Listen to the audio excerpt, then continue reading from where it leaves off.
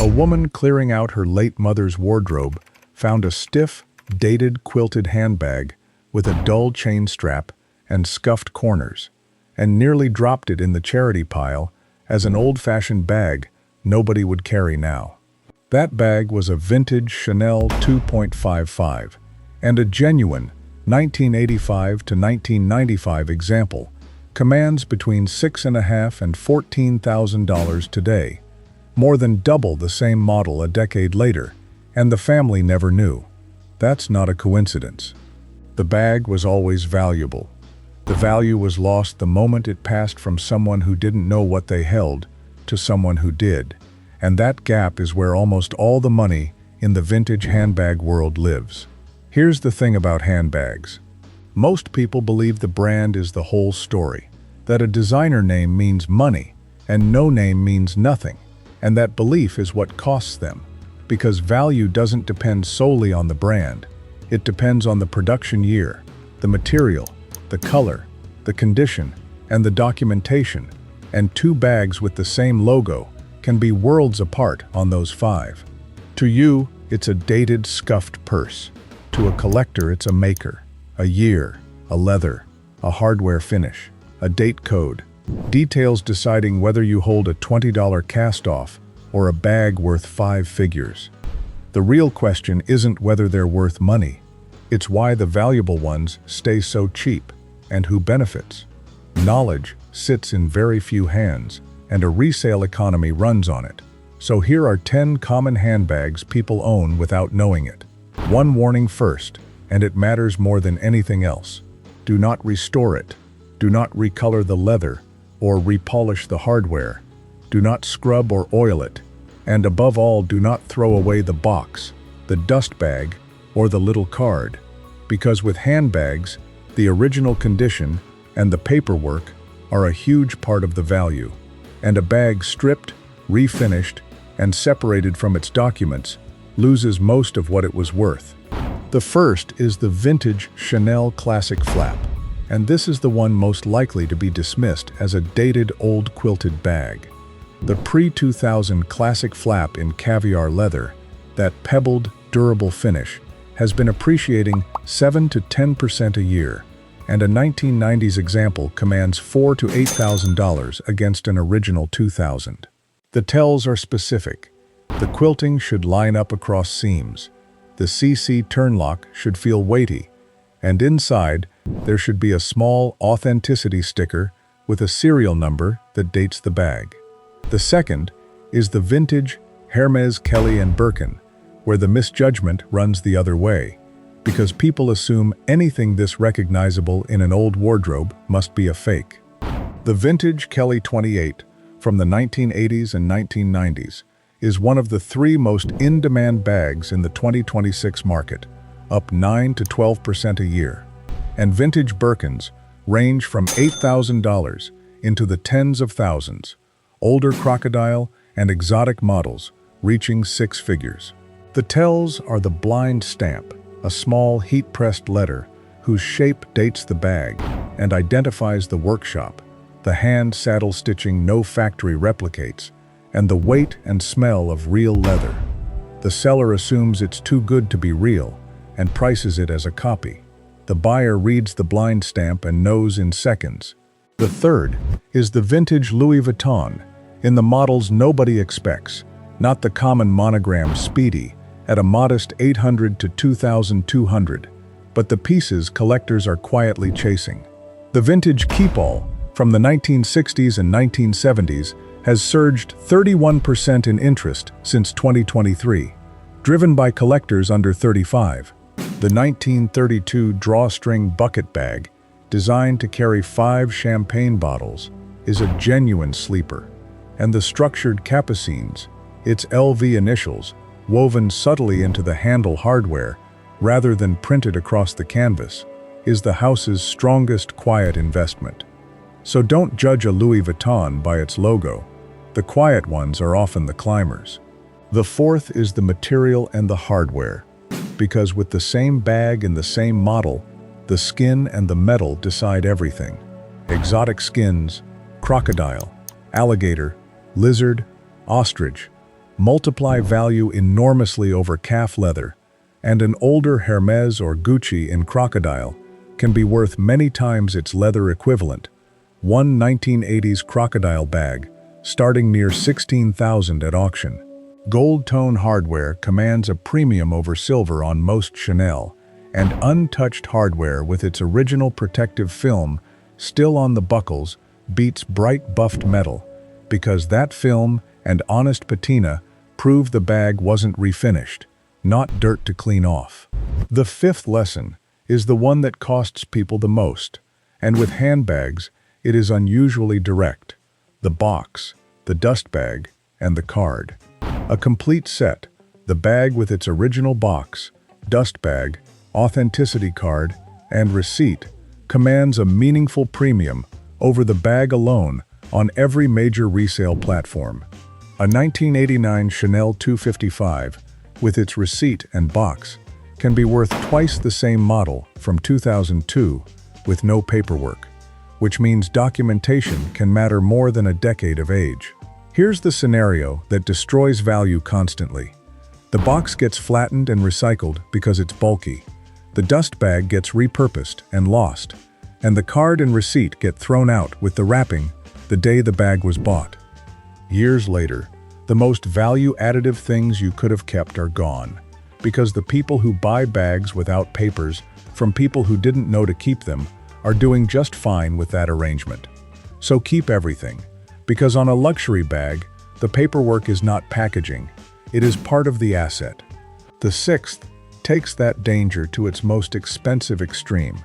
The bag hiding in the wardrobe that's worth more than everything around it. The limited edition and collaboration piece that looks like a novelty and prices like art.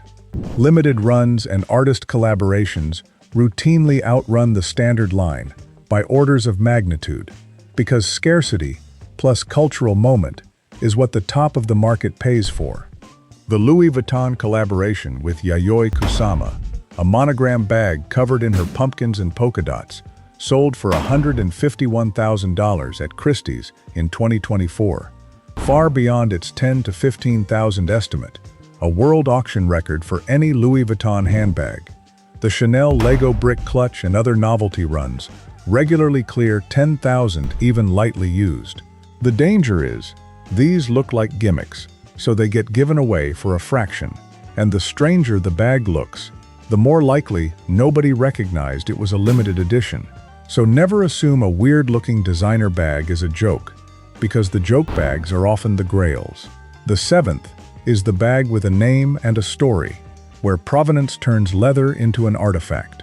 Some bags carry cultural weight beyond their make, and that association is a multiplier the anonymous bag never has. The Lady Dior, originally the Chou Chou and renamed after Princess Diana carried it, is the clearest example. Its identity, and much of its value, tied to a documented owner.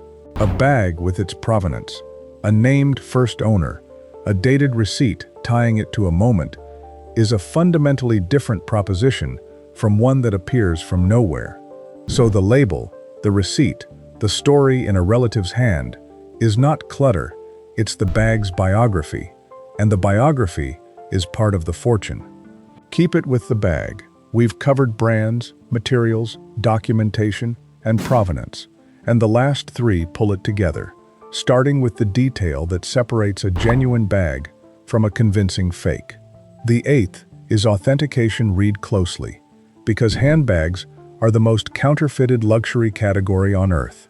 The date code, or blind stamp, the tightness of the stitching, the weight and smell and grain of genuine leather, the crispness of the hardware engraving, the alignment of a logo across seams. All of it separates authentic from replica, because genuine bags are built with a consistency, and material quality fakes rarely match under close inspection. So when you research, don't look at active listings, the bags for sale with hopeful asking prices, because anyone can ask any number. Look at sold listings, what bags actually changed hands for, and match the exact model, year, material, color, and condition. Active listings tell you what sellers wish. Sold listings tell you the truth. The ninth is the brand that got restructured and the model that got reissued. The read it twice story running through this market. A familiar logo tells you less than people think, because a famous vintage model made in the Maison's earlier era is a different object from a modern reissue or diffusion line piece wearing the same name, and the two can look nearly identical.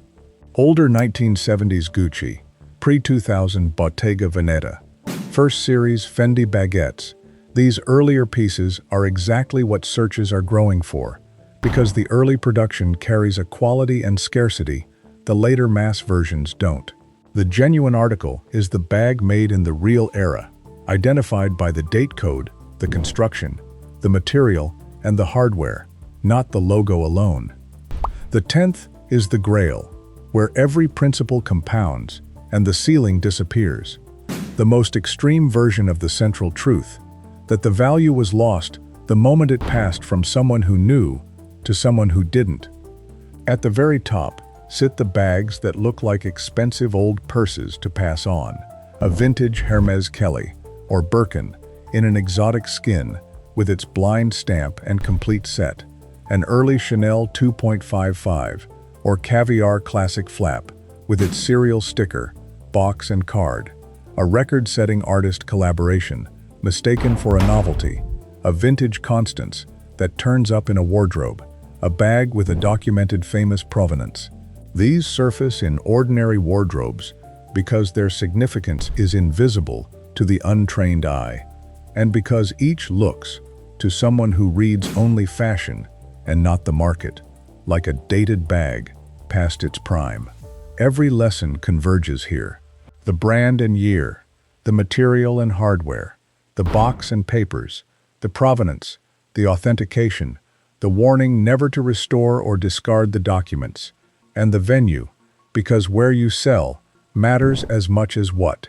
A rare bag sold to a general consignment shop or a bulk wardrobe clearance is sold to whoever walks by, while the person who will recognize and pay for it is a specialist luxury reseller or an auction house like Christie's, Sotheby's, or Bonham's that runs dedicated handbag sales.